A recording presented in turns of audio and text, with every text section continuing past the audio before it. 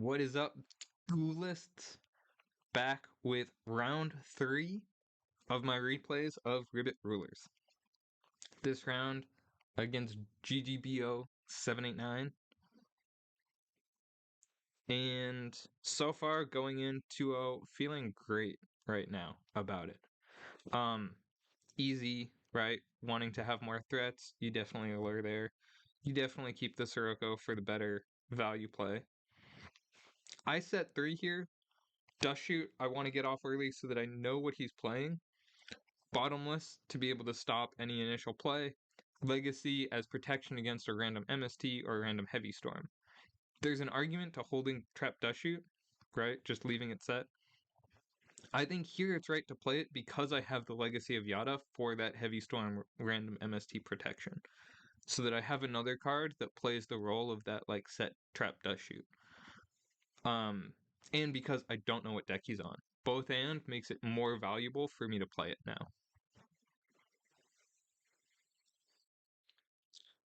I put the Shura back, banished the Bora, meaning that he's very low then on things he can actually do in this position, and he opts not to set any back row even, which I think is a mistake. I think it's worth setting something, but here I'm really just able to get way up on the tempo game on him because I had that bottomless and because I have all of this information and he had nothing big. So I set both back row. I know that he doesn't have any real answer to them right now. This crash is totally fine by me because Armageddon Knight already got value and the Kalut now won't. Sirocco, Braincon, very big power plays for this matchup, right? I have Deep Prison, so I'm likely to be able to get more aggression first. Raikou, I know, will play very well into the back row that I know he has. So I'm looking for this game to go a little long, which is unusual for Dust Shoot, but it's because I know the cards that I'm going to draw into will line up well against what he has. Alright, so we found a Raikou, we set the Raikou. We're very happy with this position. I think set Icarus attack, set Sirocco is actually the play here for him, so that he can out my stuff with it. I think that's the play, because otherwise just setting the Icarus is a little awkward. Here I was thinking about flipping the Raikou, but I don't really have a need to. I have Heavy Storm to be able to out all of his back row when I want to. I know that the first two, right, are not heavy, or are not any heavy protection. I assume then that he would have to draw into it for one of his other two, if he were to, but it's very reasonable for him to keep drawing things that he feels the need to set so that he's adding more threats, right? You set two, they're the two that I know, but you just want to have them down. You set another one so that your range actually involves things outside of those two back row. And then you set another one because even though this one expands what range you're threatening, it's not actually part of that range. So it's very reasonable, right, to be seeing this kind of progress from the 2 back row to 4 back row without him adding any protection. I think it makes a ton of sense the play he made here in terms of setting all of these back row with no heavy blockers. I already have 2 back row set. One being Oppression, so if he does have Starlight Road, I'm also protected against that. Yeah. I'm really looking forward to using my Deep Prison on this, just because, again, I'm looking to Heavy Storm this. So whatever play he makes, if he gets the Bora or if he gets Gale and makes an 8, I'm happy, basically. A Thought Ruler, there's a chance I would even Deep Prison that just for the value. I flip the Oppression here because I think it's better to get the extra value out of it and to out an extra monster. Not entirely sure if it really matters, but I think it does. I'm a little surprised that he didn't chain Icarus to out the Oppression before, and then attack with the Bora, but I think that's fine. So here I go for the heavy because I have the read that he doesn't have any actual protection. There's only one card in the back row that could be.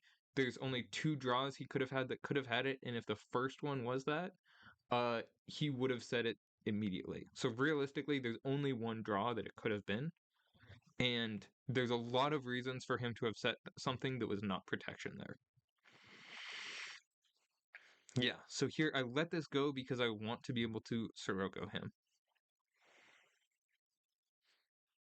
We save the Gale because it's a way to get power off Brain Con, because we're looking to out the back row and then have like massive follow-up potential, basically. Like I'm looking at lethal lines at this point of can I win straight up. Him using that bottomless, I think is actually a mistake, or at least not setting the brain control alongside it, because you really need me to not put gas in here. I mean, he's on 1 card, I'm on 5, it's already basically over, but realistically, his only win con is to threaten me and make me play around Torrential Mirror Force until he can get back in the game.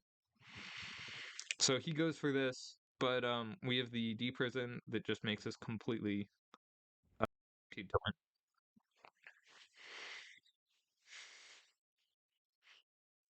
game 2, right?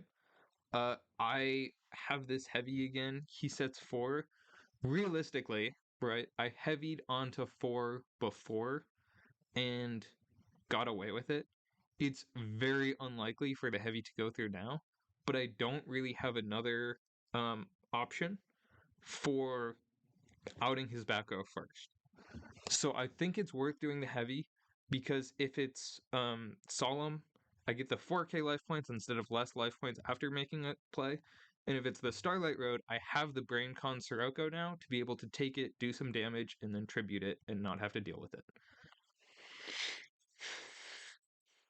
Again here, very important thing is when you're playing this, how are you getting value out of every single one of your cards? So I'm expecting this to happen, right? I'm expecting this Torrential then to be able to resolve because I'll have taken the Stardust with the Brain Con. I'll have managed to set the Sirocco or summon the Sirocco. And what do I keep here of Armageddon's versus Greffer? I keep Armageddon, I keep Greffer. Why? Because I'm expecting to draw into another Vayu or Sirocco or Plague over the next so I set this turn, right? I set this turn, and I plan on normal summon Armageddon Knight the next turn, and I'll probably have a turn to spare because of Torrential. So I have about 3 draws I'm expecting to draw any of my Vayus, any of the Siroccos, Plague, anything like that, to make Greffer live, and make Greffer the one that I want over another Armageddon Knight. So it's really seeing forward, what are you likely to draw into? How many turns are you going to have before you plan on using this card? And will it be live then? Really looking that far forward is something that you should be working on doing in your gameplay. Yeah, so it's set Sirocco so that he can't go for his own Sirocco boost, in my opinion, and he can't bottomless it. I'm very happy to Torrential anything he summons into it, unless he were to just summon his own Sirocco. Probably I would just let that go. Here we go for the Armageddon Knight to be able to set up a play, and we set the bottomless. Again, right, another thing is when waiting for that Greffer to be live, a lot of our draws are things like bottomless that will save us another turn and be able to delay that. So since we're up on tempo and we have this bottomless, we're in a very good position, even though we're very low on resources. Right, so he had 6 cards. We have 3 here.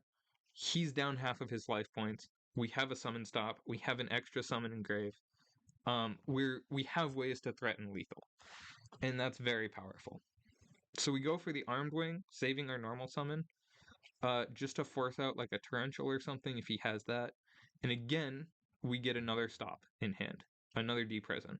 So this is amazing for us because if we're able to just keep stopping his monsters, we will end up winning. That's usually the strategy against Blackwings, is you just always have the out to their normal summon, and you end up winning. I end up thinking here, trying to figure out what I can threaten to mess up his plays and to make him choose a different play. In the end, I don't think that there's anything that I'm able to threaten that would really make him do anything other than this. Did I do that math right? Part of it is double checking, did I actually do my math right? Part of it is also giving a reason for why I'm taking the amount of time I'm taking, right? Because I want to be hiding the fact that I delayed there to decide about the deprison. Um, and asking, did I do that math right, is a way to do that, while also multi-purpose checking if you actually did your math right. Here, we're down on tempo now, we're down on plays, but he's very low on life points and very sackable. We do have a little bit of graveyard setup, I think. No, not anymore. But I don't feel out of it by any means. All right, after that nobleman, feeling a little more out of it. Something like a Sirocco off the top does still work for me. Here, right, Legacy of Yada giving him something to potentially play around. He does have the Kalut, so it's not actually playing around it, but um, that's an example where in testing, Legacy was a lot better for me than it was in this tournament. I think if it performed as it did in this tournament, I would have taken it out in testing.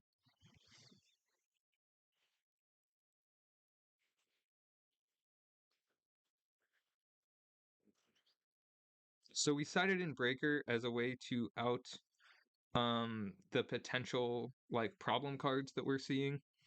Um things like Whirlwind and stuff. I don't really expect him to be very useful at 1600, but I really just want him to be able to trade for back row for the most part. That's the main goal with Breaker in this matchup. The other thing is a little bit of deck dev protection, potentially. I see a line here for lethal. This is one of the better lines that I found, but I realized that if I did it in a different order, I would have been able to summon a Raikou from deck as well. So not optimal play on my part in case he did have a um something to stop it. I guess Battle Fader is the main one. I don't know whether or not I'd rather take a Goyo or have a Raikou set, come to think of it. So I don't really hate how I played it. I think it's fine, but I definitely should have thought about the sequencing more in case he did have that Gores. Whether or not I would want to take the Gores or set the Raikou from deck with Hamster. Yeah, so this was another fast set. I was feeling very good after this one of topping because if you manage to stay in winner's bracket, it's going to be a very straightforward top usually. It's a lot less uphill at that point. I hope you've been enjoying these. Come back for the next one. See you soon.